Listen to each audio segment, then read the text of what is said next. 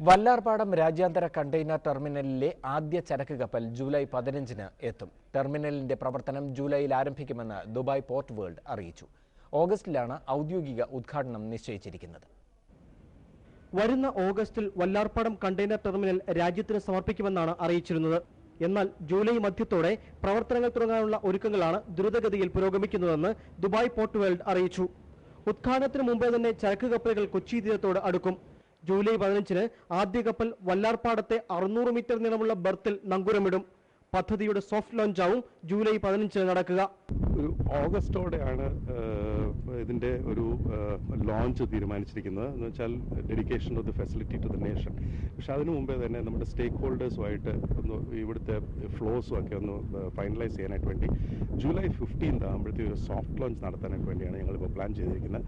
That is because ഇപ്പം റോഡിൻ്റെ വർക്കും ഏകദേശം ജൂൺ 30-ഓടെ കംപ്ലീറ്റ് ചെയ്യുമെന്നാണ് പറഞ്ഞിരിക്കുന്നത്. അപ്പോഴത്തേക്ക് തന്നെ റെയിലും റെഡിയാവും.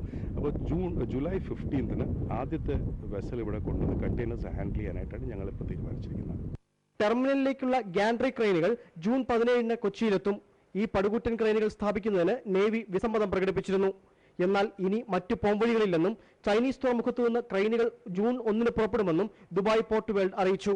ഇക്കാര്യം നേവിയും തുറമുഖ ട്രസ്റ്റും ചർച്ച ചെയ്ത് പരിഹരിക്കണം. കഴിഞ്ഞ ദിവസം അബുദാബിയിൽ നിന്ന് കൊണ്ടുവന്ന 11 ക്രെയിനുകൾ ബാർജിൽ നിന്ന് ടെർമിനലിലേക്ക് ഇറക്കി.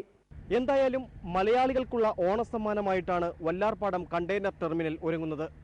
ഈ ടെർമിനൽ രാജ്യത്തിന് സമർപ്പിക്കുന്ന സമയം ഇവിടുത്തെ ബർത്തുകളിൽ വിദേശ രാജ്യങ്ങളിൽ നിന്നുള്ള നിരവധി കപ്പലുകൾ ഉണ്ടാകുമെന്ന് ഉറപ്പായി കഴിഞ്ഞു.